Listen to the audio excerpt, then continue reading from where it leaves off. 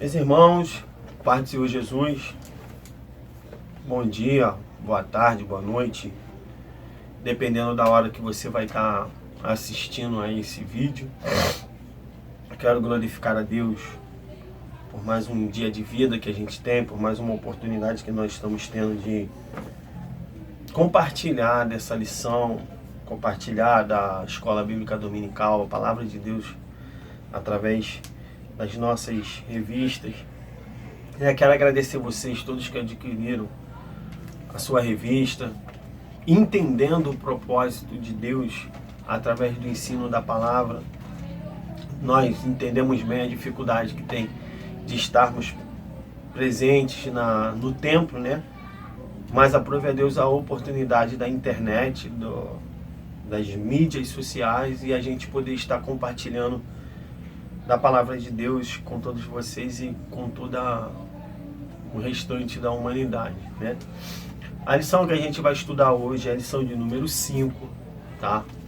A lição de número 5 da nossa revista, que está tratando do livro de Salmos.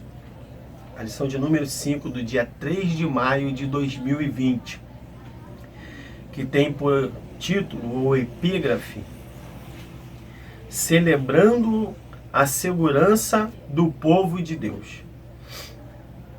A gente vai estar falando hoje sobre o Salmo 46. Salmos 46, um salmo muito importante, que trata da confiança em Deus, de estar convicto que Deus tem o controle sobre todas as coisas, e a gente vai alinhar o assunto aqui dentro do decorrer da lição, né? O texto áureo, ele está no Salmo 46, versículo 1, texto áureo, que diz assim: Deus é o nosso refúgio e fortaleza, socorro bem presente na angústia. Verdade aplicada. A segurança do povo de Deus não está nas circunstâncias, mas em Deus, nosso Senhor, refúgio e fortaleza. Objetivo da lição: destacar a proteção do Senhor. Essa é a primeira, tá? Primeiro objetivo: destacar a proteção do Senhor. Segundo, apresentar as características da cidade de Deus. Terceiro, enfatizar importantes relações e inspirações. Texto de referência para você que não adquiriu a revista, né? Não está com sua exemplar da revista aí em mãos, abre a sua Bíblia em Salmos 46. Salmo 46. Texto de referência. Diz assim, vamos lá? Deus é o nosso refúgio e fortaleza, socorro bem presente na angústia. Pelo que não temeremos, ainda que a terra se mude, e ainda que os montes se transportem para o meio dos mares, ainda que as águas rujam e se perturbem, ainda que os montes se abalem pela sua braveza. Há um rio cujas correntes alegram a cidade de Deus, o santuário das moradas do Altíssimo. Deus está no meio dela, não será abalada. Deus a ajudará ao romper da manhã. O Senhor dos exércitos está conosco. O Deus de Jacó é o nosso refúgio. Vamos lá, a introdução.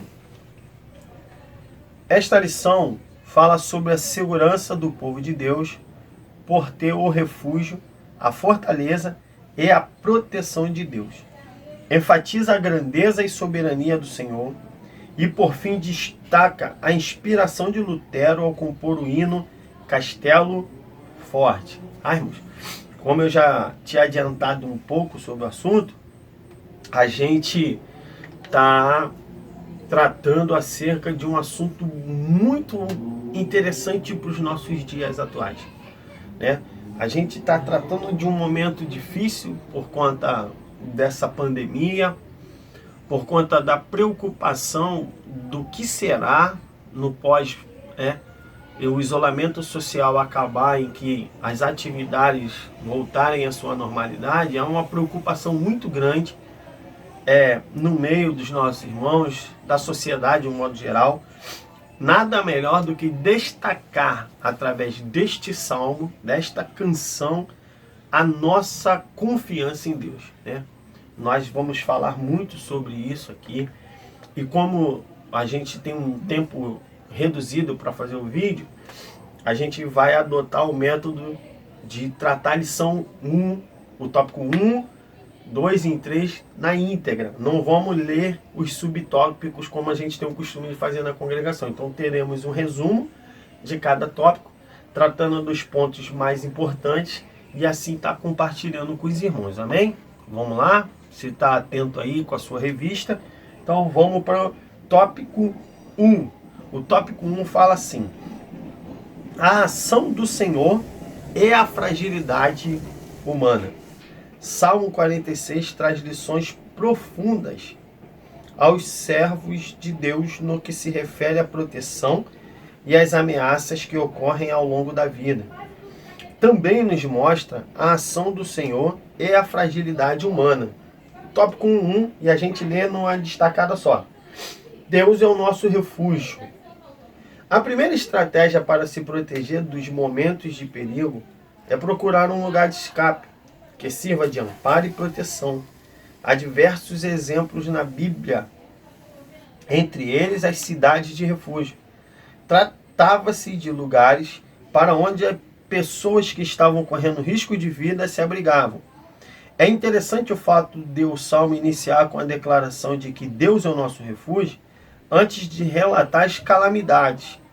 Depois, no meio dos relatos e no fim do Salmo, Deus é nosso refúgio forte. Amém? Quando o salmista, né, ou os salmistas, porque não tem uma indicação clara de quem escreveu esse salmo, né, eles estão tratando do momento de muita dificuldade. Os historiadores afirmam que era um período de guerras, períodos em que a nação, né, estava sendo atacada, sendo afligida, sendo até mesmo derrotada em suas batalhas. Então aqui ele vai fazer questão de destacar o que era o refúgio, como Deus é um refúgio para nós. É importante a gente destacar o que é um refúgio. O que é um refúgio? O que significa um refúgio? Refúgio é um lugar, né, segundo o dicionário, para onde você foge, para se abrigar, para estar seguro. De repente você está correndo algum perigo e você encontra um lugar de refúgio. Para quê? Para você descansar, para você se recuperar, até mesmo para se esconder, né? E aí a gente faz a referência do Salmo 91, né? Aquele que habita no esconderijo do Altíssimo, na sombra do Onipotente, descansará. Você descansa nele, você se refugia nele, você está debaixo da proteção divina. Ele faz uma alusão direta desta comparação do refúgio em Deus com a cidade de refúgio. Que ele diz assim, ó, há diversos exemplos na Bíblia, entre eles as cidades de refúgio. O que era a cidade de refúgio? As cidades de refúgio, elas foram estabelecidas por Moisés, está lá em Números, a partir do capítulo 35. O que acontecia?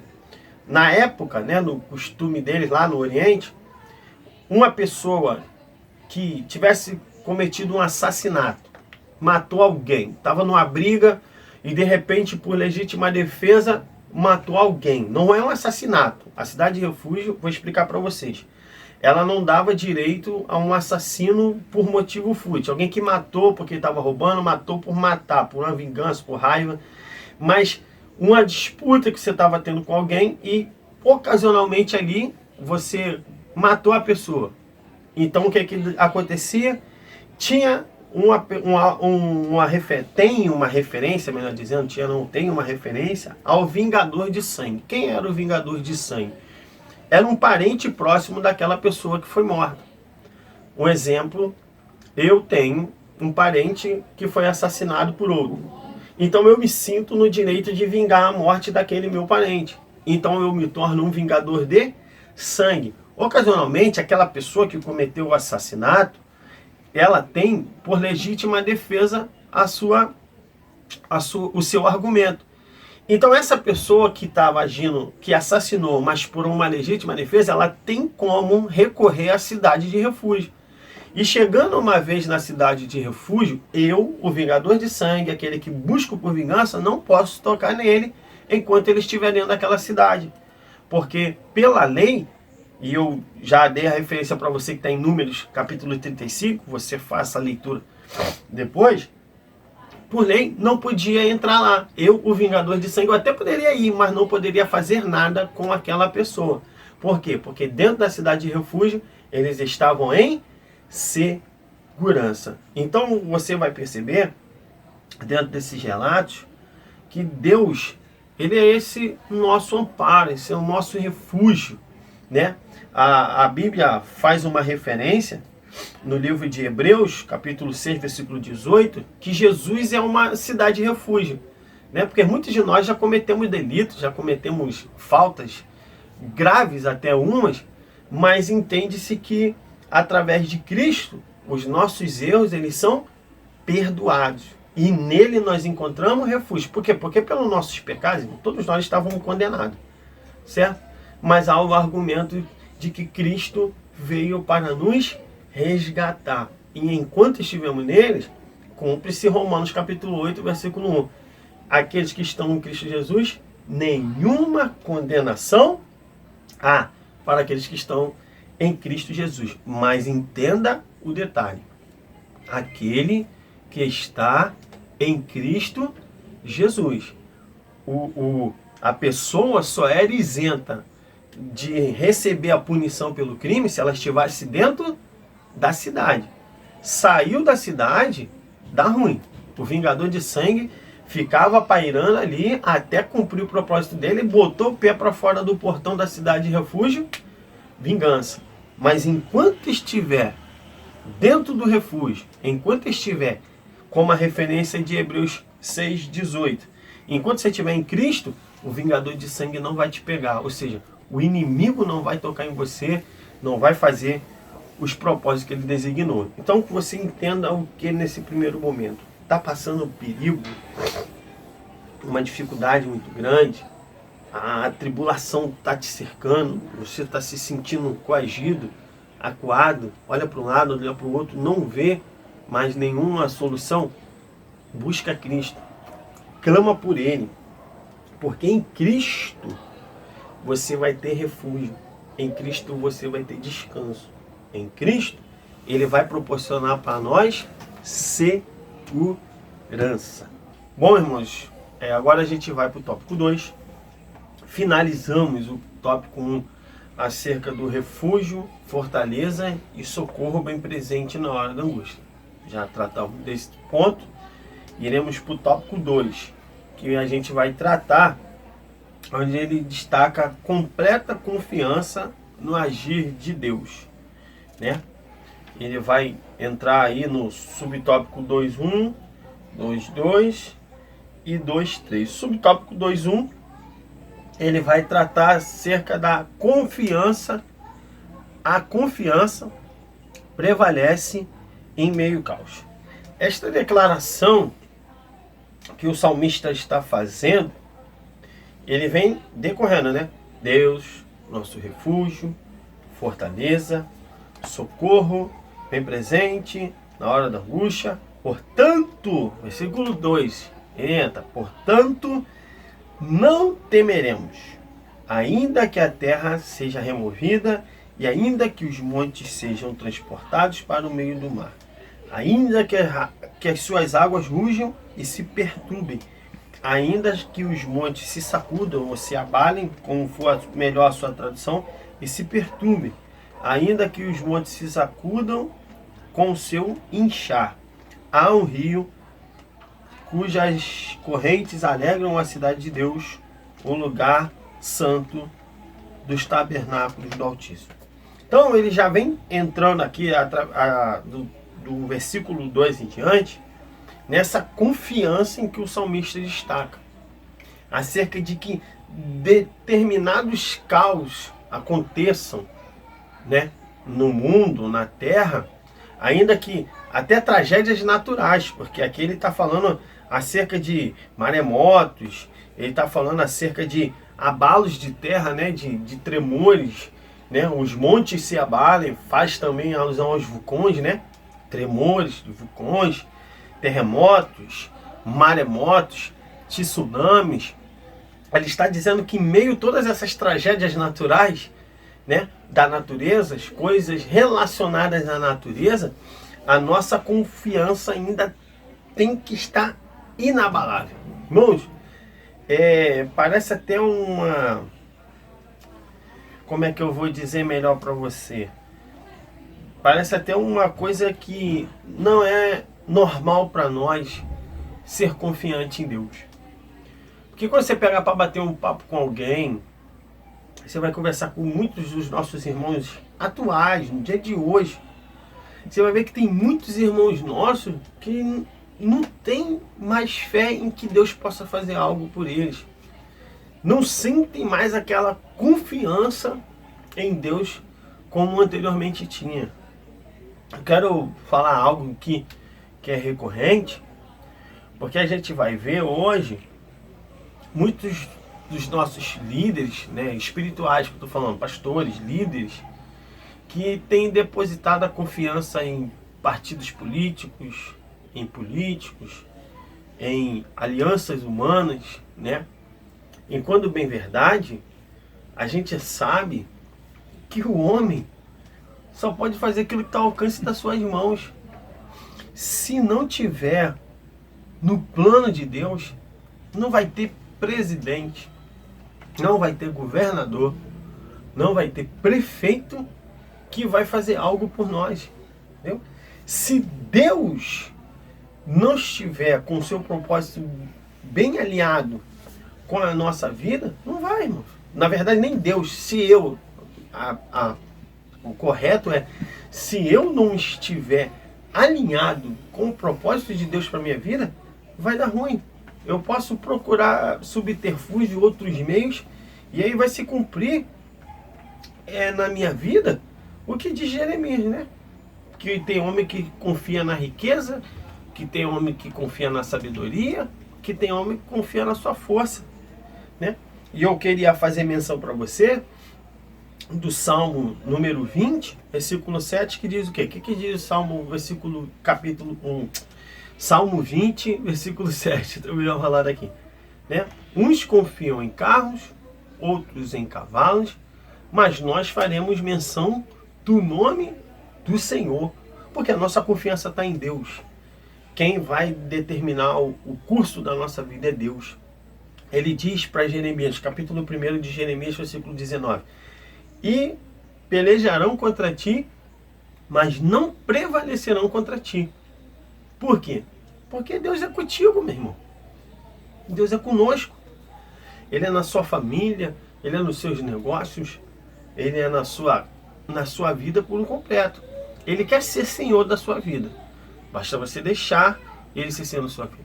Quando a gente abre a boca, e não só de palavra, mas com convicção, com fé, com certeza de que Ele está no controle de tudo, irmãos, a gente vai passar, igual a gente está passando por essa pandemia. As coisas estão complicadas? Estão. Não tem sido fácil? Não. Aí talvez alguém pergunte, há um temor no seu coração, Jorge? Não. Por que não? Porque eu sei que Deus está no controle da minha vida, da minha família, da minha casa. Deus tem o controle da minha família. Deus tem o controle da minha casa.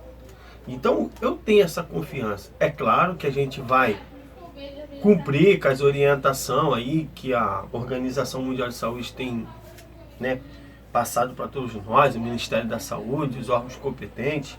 A gente vai se cuidar.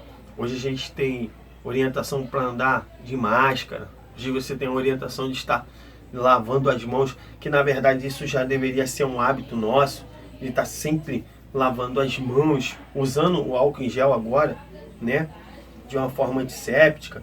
Então, a gente teve que adotar alguns hábitos que não faziam parte da nossa rotina. A gente vai cumprir com isso? Sim, porque é o nosso dever cívico.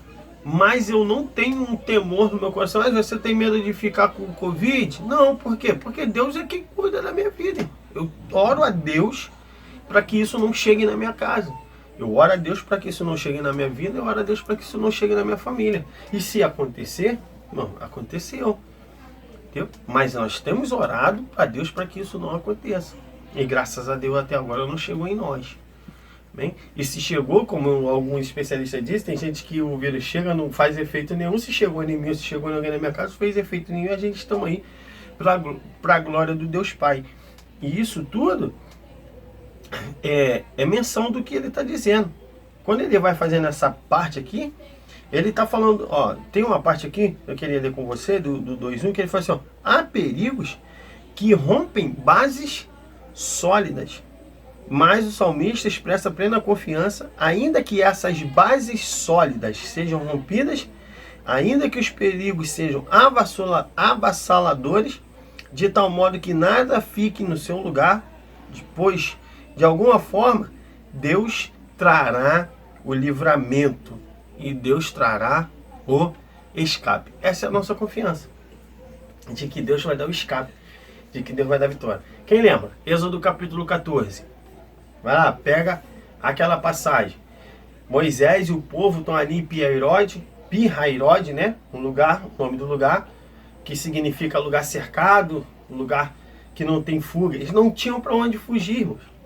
Eles olhavam por um lado direito, cadeias de montanhas. Eles olhavam para o outro, mais montanhas. Se eles fossem para frente, está lá o Mar Vermelho. E para trás, quem está vindo? Faraó, com seus carros, seus cavaleiros, seu exército, com sangue nos olhos, para poder matar Moisés e o povo. O que acontece? A Bíblia diz o quê? Moisés, diga ao meu povo que marche, que vá em frente, que prossiga. E Deus usa Moisés, né? E através de Moisés, ele abre o mar e o povo de Israel passou.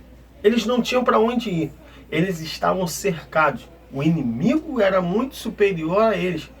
Então, como é que a gente pode dizer? A tragédia era iminente. Era um fato que iria ter tragédia. Mas Deus deu livramento. Deus deu o escape. A vitória foi do povo de Deus. E isso tudo está tudo ressaltado aqui. Que Deus vai dar o escape. Deus vai dar o livramento. Você não está vendo, mas o livramento vem. Você pode não estar percebendo, mas o livramento vai vir. O que nós temos que fazer? Confiar. Né? Tem aquele hino que a gente gosta de cantar, né? Que diz, né? Que o segredo é confiar. O segredo é descansar.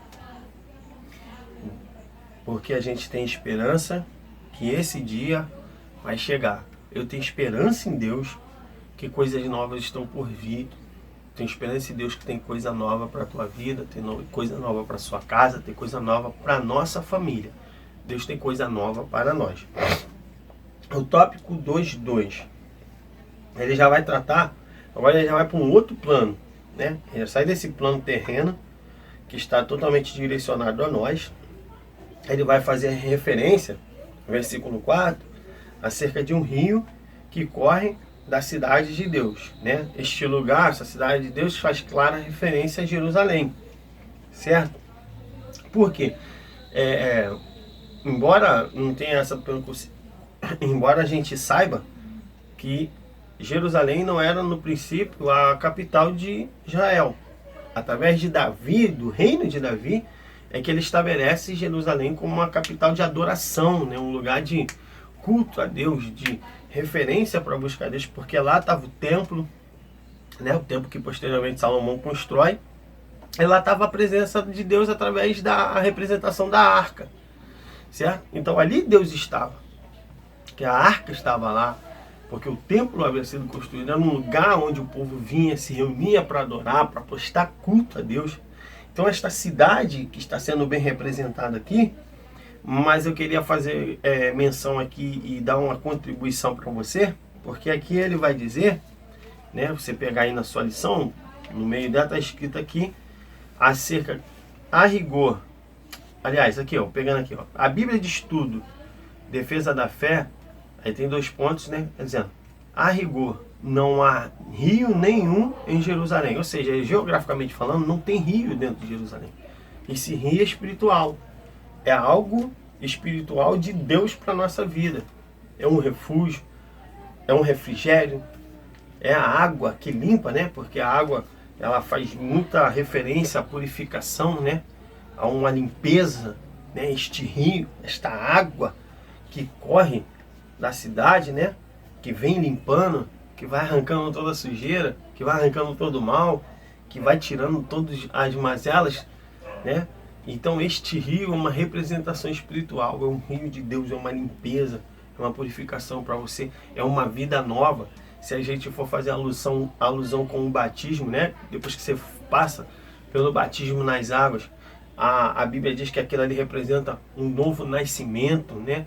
E a cidade de Deus, a cidade de Davi, a nova Jerusalém, que está descrita lá em Apocalipse, no capítulo 21, versículo 2, né? A nova Jerusalém é o lugar de morada que a gente acredita que para onde eu e você iremos, depois que tudo isso passar, em que Cristo arrebatar sua igreja, nós, os santos, lavados e redimidos no seu sangue, aqueles que têm procurado andar com zelo em obediência à palavra de Deus, iremos nos encontrar com o Senhor nos ares e iremos fazer parte da população celestial da Nova Jerusalém. Eu creio nisso para a minha vida, creio nisso para a sua vida.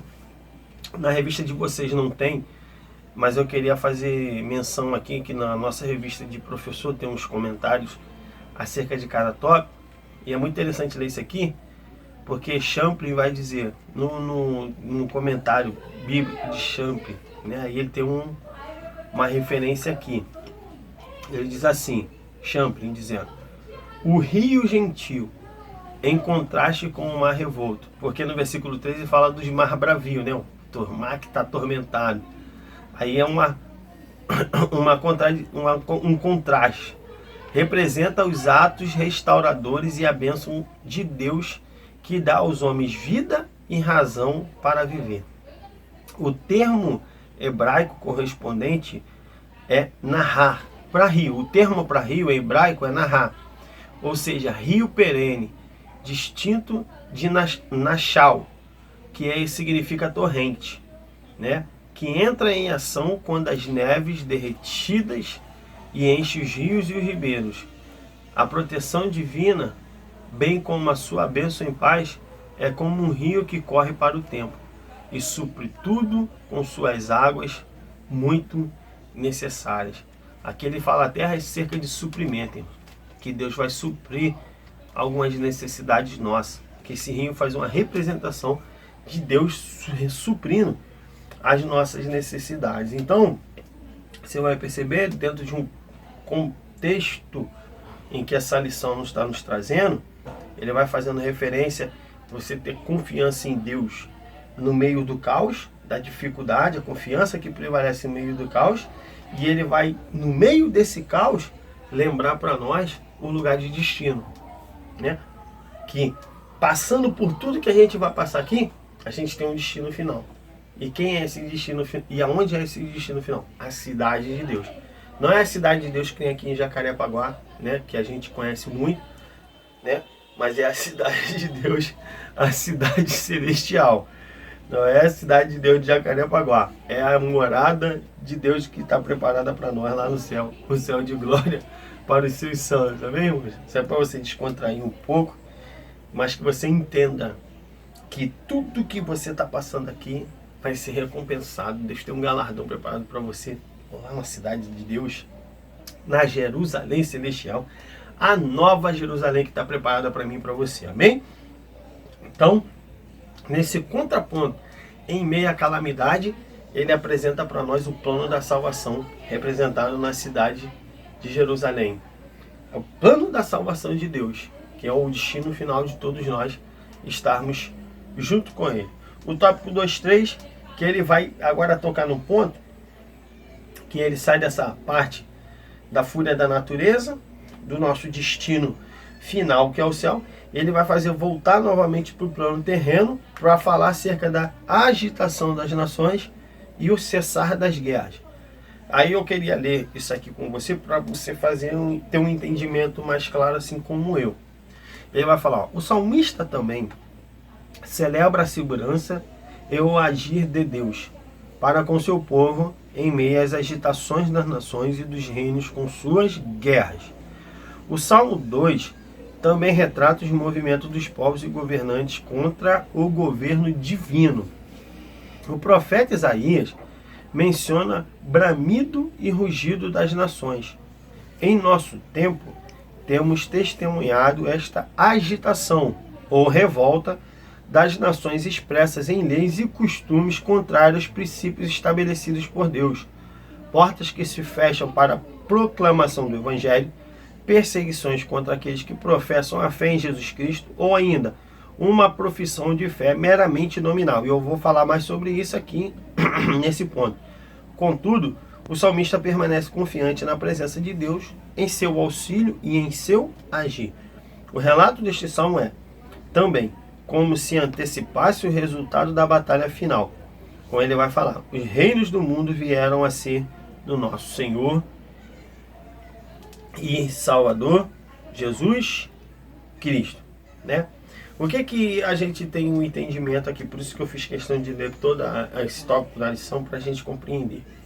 Ele está fazendo uma alusão ao que já aconteceu no passado, acontece hoje no nosso presente e futuramente, até que tudo se termine, irá continuar acontecendo. Alguns países, algumas nações, não permitem ter o evangelho anunciado. É proibido se anunciar a Cristo. Tem a China, hoje a gente vai ver perseguição na Nigéria, hoje a gente vai ver perseguição em alguns países africanos, em que algumas seitas, né, religiosas têm se levantado. Você acompanha pelo noticiário igrejas que estão sendo metralhadas, o povo está cultuando, está sendo fuzilado, está sendo queimados, né, dentro da própria igreja. Pior tocar em assunto que até crianças, irmão, estão sendo assassinadas só porque professam a fé em Jesus Cristo. E o que eu queria destacar dentro disso é o que eu comentei com vocês, é quando ele chega aqui na parte que ele diz, olha, uma profissão de fé meramente nominal, que é o que hoje a gente atravessa mais aqui no Brasil. Por isso que eu fiz questão de comentar sobre isso, porque é a nossa realidade aqui. Hoje a gente tem uma classe em nosso meio cristão de pessoas assim, que honra a Deus, como diz em Mateus capítulo 15, versículo 9, só com os lábios, mas o coração está longe de ti, porque essa profissão meramente nominal é aquela pessoa que diz igreja, mas não vive como um cristão de verdade. Não cumpre com os princípios bíblicos. Não vive a vida como a Bíblia orienta a viver. E fica, como é que eu vou dizer assim, trazendo escândalos. Essa é a palavra correta. Tem muitos em nosso meio, né, que a Bíblia diz que são joio, né? A Bíblia diz que essas pessoas que andam em escândalos são joio. E se elas não tiverem uma mudança na sua vida, não tiver um arrependimento verdadeiro no seu coração, se elas não tiverem de verdade um encontro com Jesus Cristo, vai chegar o dia da ceifa, irmão, que o joio e o trigo vai ser separado. Então, isso é preocupante. Que essas pessoas possam serem alcançadas pelo Espírito Santo e que dentro delas haja arrependimento para que elas possam mudar. Se você que está me vendo e ouvindo aí do outro lado, estiver nessa condição, que Cristo encontre lugar dentro do seu coração. E que você não seja só um crente nominal, um crente de carteirinha. Está ali por conveniência. Está indo para a igreja porque está sendo forçado por alguém, está fazendo parte da membresia da congregação, porque você está acostumou a fazer parte daquele corpo, mas não é isso que Deus quer para você. O que Deus quer para você é que você viva uma vida abundante na presença dEle. Uma vida de plenitude do Espírito Santo, cumprindo o propósito, sendo usado por Ele, abençoando vida. E quando eu falo ser usado, eu não estou falando que você tem que ser pregador, que tem que ser cantora, porque graças a Deus esses rótulos, essas coisas têm caído, as pessoas têm entendido que isso não é o suficiente. Temos muitos irmãos nossos que não são famosos, que não têm nomes em cartazes, que não estão em evidência, mas que cumprem com o reino, que cumprem com o ID, são exímios evangelizadores, evangelizam principalmente com a sua vida, que não são pessoas que dizem ser cristão, eles vivem como um cristão. Quem olha para ele de fora vê que realmente é uma pessoa diferenciada, que faz cumprir o que Provérbio capítulo 25 diz que, né, que os lábios de outros louvem a ti, entendeu?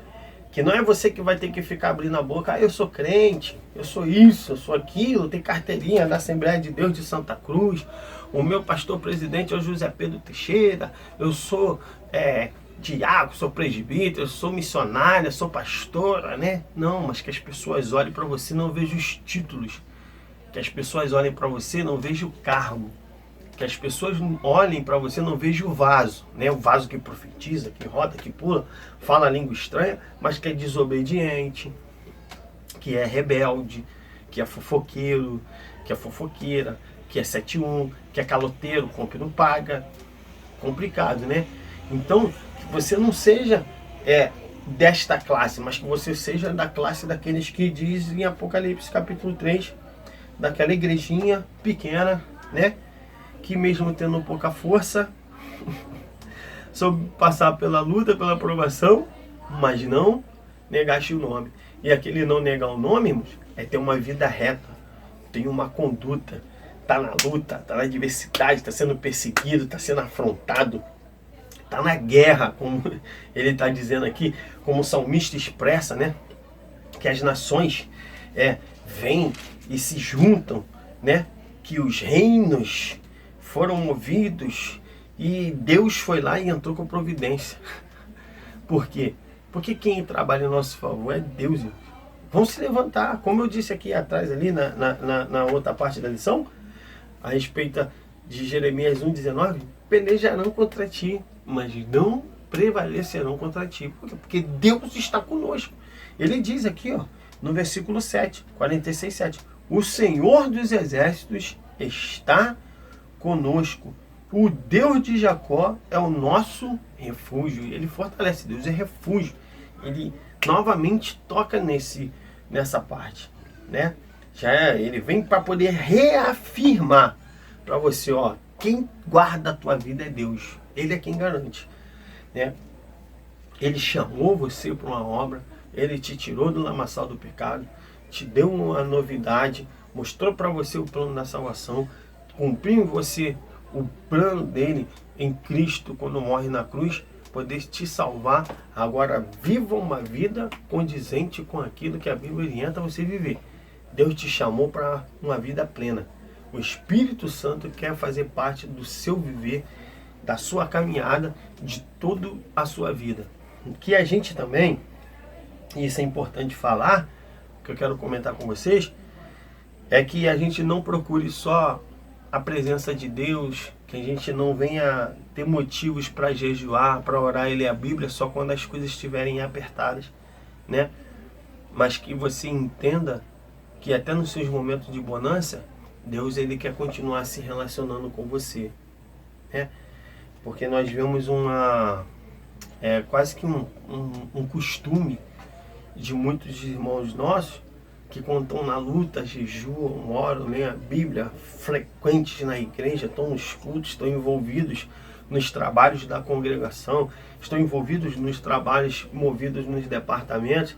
Daqui a pouco Deus vai lá, abençoa, abre uma porta, dá uma vitória, dá uma cura, liberta o marido, liberta a esposa, liberta o filho. O que é que acontece? Você para, você retrocede, já não tem aquele fervor, já não está mais envolvido porque a bênção chegou. Então que você seja daqueles que tenha motivos pela bênção ter chegado, de você se envolver mais ainda, por gratidão, por devoção a Ele, por entender que tudo vem dEle, tudo vem dEle. E eu dou glória a Deus, irmãos. Deus é muito bom na nossa vida. Nós não merecemos nada. Eu não tinha nada. Tudo que eu tenho hoje é pela misericórdia de Deus. Tudo que tem sido alcançado na minha vida, na minha família, é pela misericórdia e bondade divina. Hoje, minha esposa faz faculdade, graças a Deus, todo mês é um milagre para que a faculdade seja paga e ela continue fazendo o curso dela. Hoje nós estamos na luta levantando a nossa casa própria. Tem muitos de vocês aí que moram de aluguel, querem se libertar do aluguel, querem ter sua casa própria. Faz um propósito com Deus, né? Tem muitos de vocês que estão enfrentando adversidade na sua saúde, estão com algum tipo de enfermidade. Ore a Deus, faça um propósito com o Senhor, que Ele está aí para poder te curar. Tem pessoas que, assim como eu, são empreendedores, têm seu próprio negócio, querem crescer, querem expandir. Outros estão estudando para concurso público, querem ter uma estabilidade no emprego. Que Deus abençoe sua vida, que você estude, que você se qualifique, mas que não perca a essência de Deus na sua vida. Onde você estiver, você leve Deus, que as pessoas vejam Deus na sua vida. Eu, hoje mesmo, hoje aqui, né? De tarde eu fui fazer um serviço na casa de um cliente e engraçado, aí fui lá, não tinha nada, irmão, de errado no equipamento dele. Ele estava com um equipamento que não estava, segundo ele, funcionando. E eu cheguei lá, girei o botão e o equipamento voltou a funcionar. E aí ele falou, qual era o problema? Eu falei, era só o botão que estava desligado, era só você ter girado o botão e o equipamento voltou a funcionar. Aí ele, graças a Deus que você é um cara honesto. Olha só, você é um cara honesto. Porque se fosse outro, já ia vir aqui inventar defeito e ia comer meu dinheiro. Aí eu falei, não, que isso? E aí ele perguntou, quanto eu te deu? Eu falei, não, você não deve nada não, não fiz nada, só cheguei aqui e liguei. E aí o camarada lá foi muito generoso comigo, né? Porque honestidade, caráter. E não é por conta só dessa situação que eu estou contando para vocês, não. Isso acontece diversas vezes. Já tive muitas oportunidades de enrolar, de chegar, de cobrar um valor sobre algo e não fazer isso, de ter oportunidade de arrumar dinheiro e não consigo, é de mim, porque eu tenho muito temor a Deus e é aquilo que a Bíblia me orienta. Não quero nada daquilo que não seja mesmo, seja honesto, seja uma pessoa que tenha, como o nosso pastor presidente diz, e eu acho isso muito interessante, porque a vida dele é o que todo mundo sabe. Não deve nada para ninguém. Ele diz, ó, minha cara é só essa aqui, ó. Ou seja, o que ele é ali na igreja, ele é na casa, todos conhecem ele por aquilo ali. Então quem me conhece, e você aí, meu irmão, possam olhar para nós e ver em você. Você é uma pessoa séria, você é uma pessoa de caráter. As pessoas têm que olhar para você, e nós não somos perfeitos, vão ver alguns defeitos? Vão, mas que se olhem para você e vejam Deus através das atitudes da sua vida. Amém? Que em meio a todas essas guerras, um monte de guerra, caos, pandemia, essa catástrofe toda aí que está acontecendo aí, você mantenha o equilíbrio em Deus, através do Espírito Santo, e seja uma referência.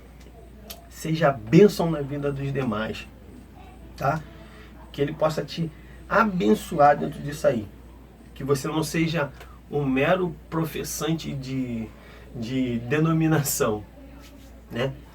Que você não somente levante bandeira de denominação, mas que você seja alguém que reflita o caráter de Cristo na terra. Amém? Glória a Deus. Vamos pular para o tópico 3, peça pura. Bom, pessoal, agora a gente vai para o tópico 3, né? A gente já tratou aí no tópico 1 acerca da Deus ser nosso refúgio, ser fortaleza, ser um socorro bem presente na hora da angústia, no tópico primeiro. Agora, depois, no segundo tópico, ele já vai tratar conosco acerca da confiança nele, plena confiança no meio do caos, ou seja, como eu já expliquei, catástrofes naturais, desastres da natureza, né? Ele trata sobre o nosso destino final, que é a cidade de Deus, porque mediante todas essas coisas a gente vai ter um destino final que já está preparado. Fala sobre as guerras, os rumores de guerra, as perseguições que muitos dos nossos irmãos sofrem, a apostasia, que foi o que eu bati muito no tópico 2, 3 aqui, de irmãos que estão em nosso meio só por conveniência, né? Fazem parte da instituição religiosa, mas não estão inseridos no corpo, estão ali só de presença nominal, né? Mas não fazem parte, não são ativos. E muitos deles servem até de pedra de tropeço para nós, né? Então, a gente vai seguindo agora no tópico 3, que ele vai falar acerca relações importantes e inspirações, né? Ele vai fazer agora um paralelo do Salmo 46 até o 48, que são direcionados a esses filhos de Corá, né? Que são filhos de Corá, são levitas, né? Que estão ali a serviço do templo, mas que louvam, que compõem canções também. E essa relação que tinha à época de algumas guerras e alguns acontecimentos. Então vamos fazer esse paralelo agora, ele vai dar aqui no tópico 3.1, relação entre o Salmo 46 e 47. Você vai ver que o Salmo 46 ele é um salmo de exaltação à grandeza de Deus, ao poderio de Deus, a dizer que ele é o Deus Todo-Poderoso, né? Que ele tem o controle de tudo, que ele não perde o controle de nada. E aqui eu queria destacar uma parte, né? Onde aí no tópico 3.1, que ele diz assim, ó, percebemos nestes salmos que devemos louvar o nosso Deus pela sua majestade, pela sua maravilha e pelos seus grandes feitos. Porque a intenção do Salmo 46, o Salmo 47, que ele toca também no tocante do louvar ao Senhor, né? Ele exalta a forma de adoração a Deus. Eu lembrei aqui de uma situação agora que ele fala no Salmo 47, versículo 1, né? Batei palmas, ó vós povos, louvem a Deus com voz alta em triunfo, né? Eu fui pregar numa igreja, e vocês sabem que aí na nossa congregação, na nossa sede, na catedral, nosso pastor presidente, ele sempre tem o hábito de aplaudir o Senhor, e até mesmo com as mãos acima da cabeça, porque é onde nosso Senhor está acima de nós. Eu fui numa igreja pregar e eu não tinha noção, pedi os irmãos para que eles, no final da mensagem, que eles aplaudissem ao Senhor. Eu percebi que a igreja não aplaudiu, então eu me senti meio constrangido e tal. No final o pastor veio e falou comigo, não, a sua mensagem foi muito boa, muita bênção, você vai voltar aqui, porque havia sido a primeira vez, mas aqui a gente não aplaude, porque ele é Senhor, não precisa ser aplaudido.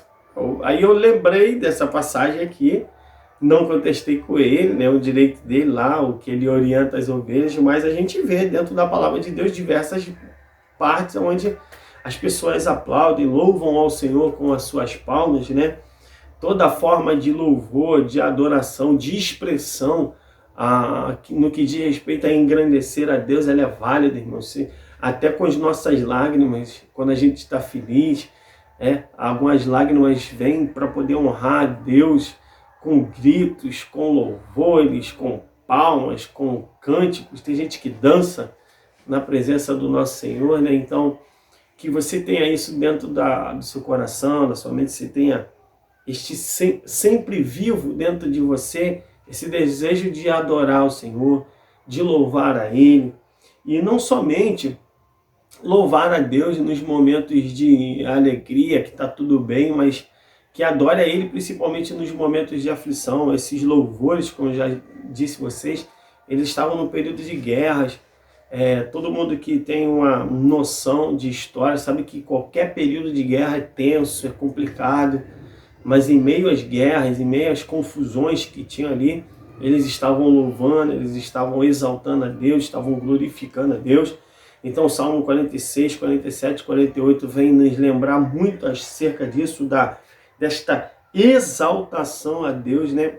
Eu queria ler aqui uma parte do comentário que a gente tem na revista do professor, né, que vocês aí com a sua revista de aluno não têm acesso. Eu até circulei aqui uma parte que o escritor diz assim, ó, o comentarista da revista: de acordo com o Talmud, o Salmo 47 era usado pelo judaísmo posterior nas comemorações do Ano Novo Judaico. Em seu aspecto profético, o Salmo 47 ele é profético, este salmo cumpre-se no futuro reinado de Cristo sobre a terra. Ou seja, quando o Senhor Jesus estabelecer seu reino, né, ele cumpre esse Salmo 47 segundo o Talmud, né? Ou seja, além de canções que exaltavam a Deus pelo momento de aflição que eles estavam passando, ele aponta também para uma mensagem futurística, exaltando ao nosso Senhor Jesus quando estiver com o seu reino plenamente estabelecido na terra. Bem, beleza? Tópico 3.2, ele agora vai fazer essa relação direta 46, 48, né? Claro, dando um toque no 47, que foi o que a gente mais destacou aqui no tópico 3.1. E eu queria compartilhar com você aqui, ó, 3.2, relação entre os Salmos 46 e 48. E eu destaquei a parte aqui do meio para o final, que ele diz assim, ó, interessante os dois últimos versos, o 13 e o 14. Ele está falando do Salmo 48, tá, gente? Ele está falando diretamente do 48. E ele diz assim, ó, interessante os dois últimos versos, 13 e 14, do Salmo 48. Pois é um chamado para observar com atenção os detalhes para narrar a geração seguinte, ou seja, na geração posterior, aqueles que iriam ouvi-los, que viriam após eles, tá? Com atenção os detalhes para narrar a geração seguinte, pois o nosso Deus nos guia até a morte. Uma importante lição a ser aplicada aos membros do corpo de Cristo. Não apenas desfrutar de tantas bênçãos e louvar, mas também proclamarmos a outros, começando por nossa família, as virtudes daquele que nos chamou. Ou seja, esse Salmo 48, qual é o contexto dele? Eu tenho uma mensagem que eu prego nesse texto, já até preguei aí em nossa congregação. Quando os salmistas eles estão escrevendo o Salmo 48, eles estão passando pelo período em que Senaqueribe está afrontando Judá, no reinado de Ezequias.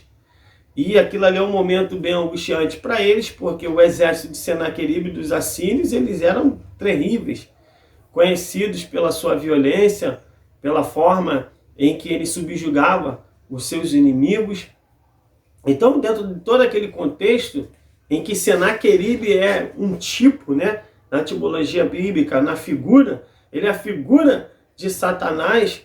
Senaqueribe vem para afrontar Judá, afrontar Ezequias, afrontar o povo fica temeroso, preocupado, mas Ezequias, homem de Deus, foi até o profeta Isaías, está lá em Isaías capítulo 36, essa história, e você vai lá ver, ele vai lá com a carta que um homem chamado Rapsaquel, um mensageiro da Síria, entrega a Ezequias. Ezequias pega aquela carta e entrega na mão de Isaías, e aquela carta de afronta, né? Aquela mensagem abusada, aonde Senaqueribe diz que vai fazer o povo de Judá beber urina, vai fazer eles comerem suas próprias fezes, né? E no final ele dá um discurso que eu acredito na minha mente, que é o que mais irrita Deus, né? É quando ele diz: quem é o teu Deus em que vocês estão se garantindo, que acha que vão fazer me livrar das mãos do grande Senaqueribe. Meu irmão, o profeta Isaías recebe o recado do céu, vai lá e diz para Ezequias, né? Aquele texto célebre que a gente conhece lá em Isaías capítulo 36, aquele recado de Deus através da boca do profeta para Ezequias, e diz para ele, né? Eu vou fazer ele voltar pelo mesmo caminho da onde ele veio, vou colocar um freio na sua boca, um anzol no seu nariz, né? E cumpre-se num período que, quando ele está lá cercando Judá, Deus envia um anjo, irmãos. E um anjo de Deus mata 185 mil homens do exército dos assírios. Então, Deus, de uma forma tremenda, milagrosa, faz aquela arruaça no exército inimigo com um anjo. E o nome dele foi glorificado, o nome dele foi exaltado. Senaqueribe saiu envergonhado, voltou para casa e foi morto pelos seus próprios irmãos, porque quem zomba do povo de Deus, quem mexe com o crente fiel, ele não fica imune, não fica impune, porque o nosso Deus é justo. Em Hebreus capítulo 10, versículo 15, vai dizer que Deus diz que minha é a vingança ela é de Deus. Às vezes, se você estiver numa situação como essa, de afronta, de perseguição, de calúnia, alguém que tenha roubado a sua paz aí, entrega na mão de Deus todas as palavras afrontosas que você está ouvindo, todas essas fofoquinhas, essas coisas. amostra para quem pode resolver o problema, que Deus, no tempo dele, na hora dele, vai fazer justiça, né? É muito bom a gente ler Mateus capítulo 5, versículo 6, que ele diz que bem-aventurados são os que têm fome e sede de justiça. Mas não faça nada com suas próprias mãos, entregue nas mãos de Deus, porque no tempo certo ele coloca tudo no seu devido lugar. E aí, no final do Salmo 48, no 14, eles dão esse lindo discurso, né? Aqui, ó, Salmo 48, versículo 14, que eles dizem assim, ó: porque este Deus é o nosso Deus para sempre.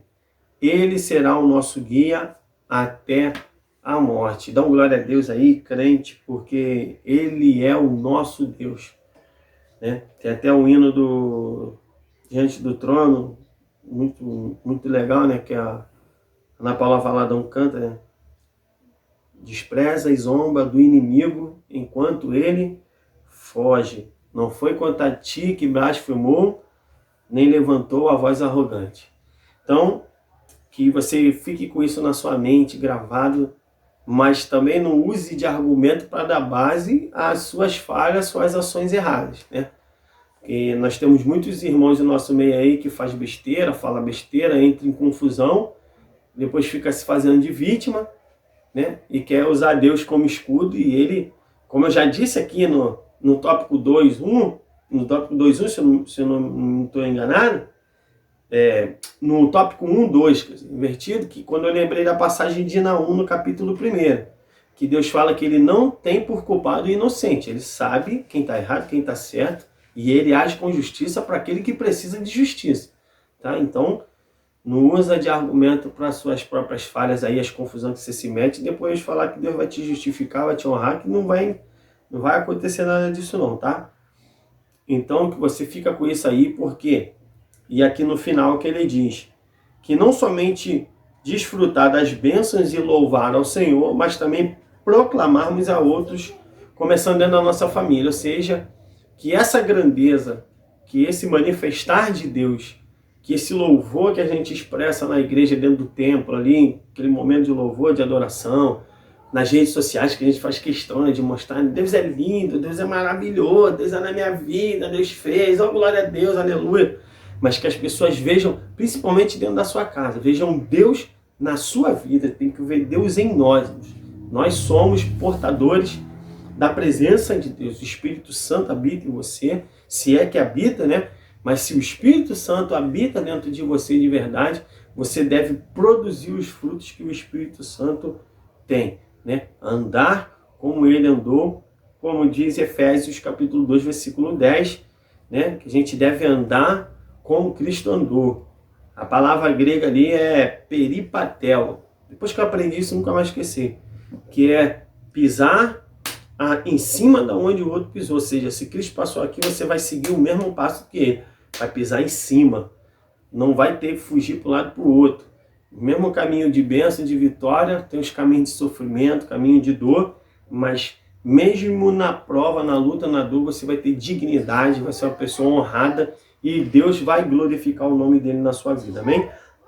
Então que você toma posse disso aí, leva isso aí, é o João, tá, irmão? Isso aqui é o João, tá? Então que vocês grave isso aí na sua mente, né? Ok? Agora vamos lá. Top 3.3. E aqui a gente vai finalizar a nossa lição, né? Tópico 3.3, que ele fala sobre a inspiração de Lutero. Todo mundo conhece a história de Martinho Lutero, o grande responsável pela reforma protestante, né? Aquele homem que foi prontamente tocado por Deus ao ver a passagem bíblica que fala que o justo viverá pela fé. Homem que estava cansado daquele sistema religioso, né, imposto pela Igreja Católica. Então ele teve essa inspiração do Espírito Santo através da experiência bíblica. Mas eu sempre falo isso, bato nessa tecla, que você deve ler a Bíblia, estudar a Bíblia, se possível, ou fazer teologia para aprender, para não se deixar ser enganado, para não ser como aquele povo que é levado por todo e qualquer vento de doutrina, né? Que tudo que estava sendo imposto pela liderança em Lutero, muitos acatavam, porque achavam que aquilo era verdade. Mas a verdade, de verdade, vou até fazer uma redundância aqui, ela está contida dentro da palavra de Deus. E a Bíblia é o único livro que a gente lê e o autor dela está junto conosco, nos orientando e nos explicando o que tem cada dentro dessa passagem. Então que você tenha isso, que assim como Lutero, a inspiração do Espírito Santo venha dentro da sua mente, do seu coração, e você possa ter o rema, a revelação do céu acerca da palavra, né? Não fique andando atrás de profecia aí, os profetas, mistério, para lá, para cá, pá, né? Entregando revelação, vai para culto do lá, vai para culto de cá. A gente está tendo até notícia aí de irmãos nossos que, infelizmente, por conta de obediência, nós estamos sendo obedientes, né, irmãos, a uma determinação do governo para que não haja aglomeração, mas tem algumas igrejas que acham por bem estar com suas portas abertas e tem muita gente aí andando para um lado, para o outro, não senta para ler a Bíblia, não se ajoelha para orar, não busca a presença de Deus, e aí quer ficar andando dizendo que está vazio, aí tem que ficar... A necessidade, é o que a gente já tratou atrás, eu estava participando de uma live esses dias lá, junto com o pessoal da 110, que eu estava falando isso. Você vê que a pessoa que bate hoje para dizer que está sentindo falta de estar na igreja, né, que senão vai desviar porque só está acostumado com o ambiente da igreja. Porque quem é um cristão de verdade, um adorador de verdade, a gente consegue se manter. Não é fácil, mas a gente consegue se manter. Por quê? Porque se você já tem o hábito de orar na sua casa, de ler a Bíblia na sua casa, de ter comunhão com Deus dentro da sua casa, você não vai ficar preso somente ao momento que você está no templo. Não é fácil, porque a gente sente falta da comunhão dos irmãos, dos amigos, dos desafados, né?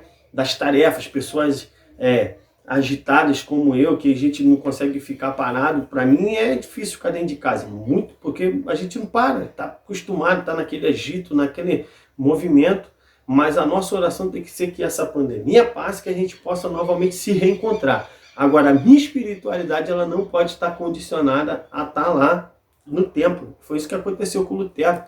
Ele não ia ficar preso dentro de um monastério depois de receber a revelação do Espírito Santo, em que a vida dele ali dentro era algo que estava sendo equivocado, os ensinamentos. Então, quando aquele homem tem inspiração, ele começa a difundir as suas teses, né?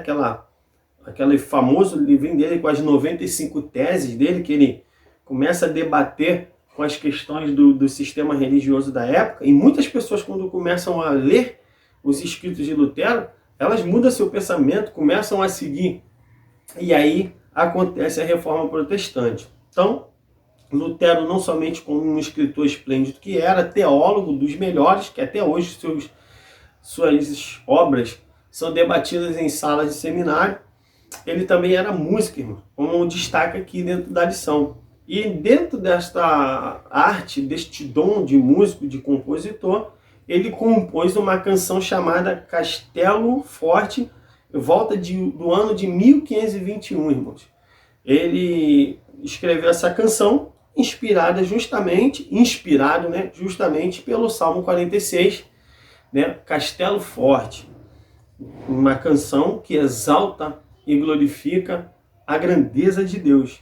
E eu queria encerrar aqui fazendo leitura do comentário para acrescentar informação a você acerca desse assunto do Salmo 46, né?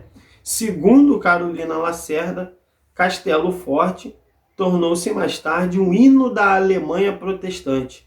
De acordo com a himnóloga Ethel Dowsey, ele se espalhou por todo o país e até os inimigos de Lutero afirmavam que o povo inteiro estava cantando uma nova doutrina.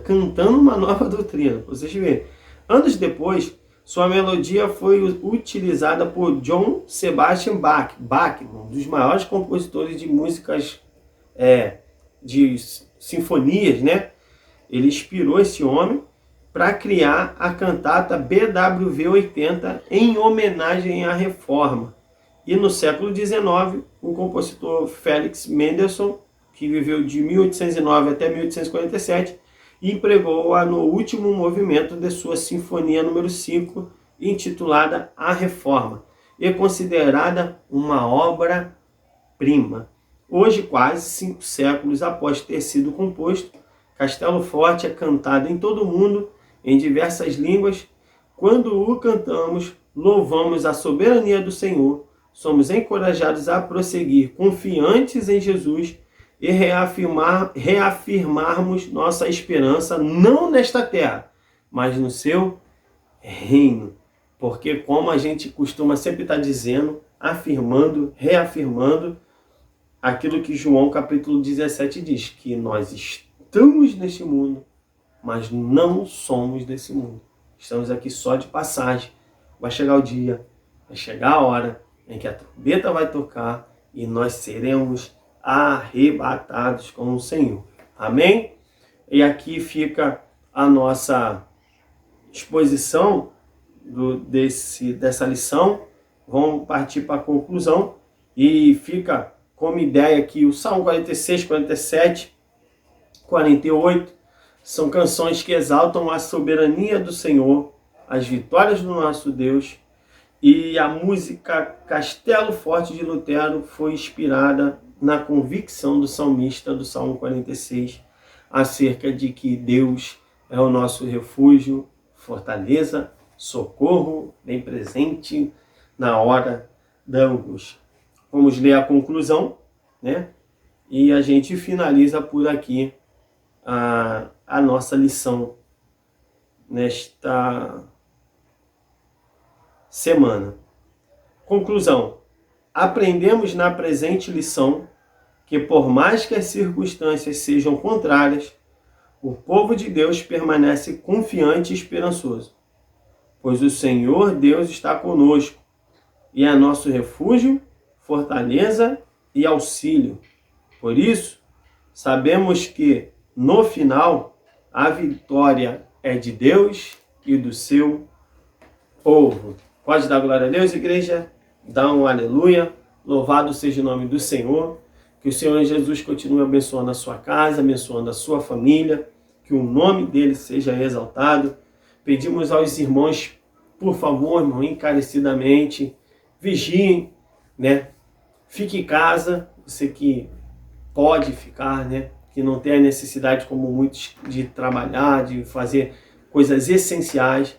Se não for por obrigação, fique em casa, irmãos, se cuidem, orem, jejuem, aproveite o tempo para curtir a sua família, aproveite o tempo para dar o melhor para os seus filhos, suas esposas, seus esposos.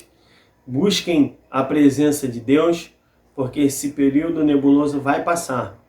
E quando a gente voltar a estar juntos no templo, porque nós estamos juntos em espírito, quando nós novamente podemos estar juntos no templo, eu tenho certeza que vai ser um Pentecoste. Irmãos, não vejo a hora de a gente poder exaltar e bendizer o Senhor na nossa congregação, tá? Deus abençoe o nosso pastor, dirigente, pastor Luiz Carlos Niza, nossa missionária Cláudia, presbítero Vantuil, sua família, os nossos amados irmãos todos da congregação de Betuel.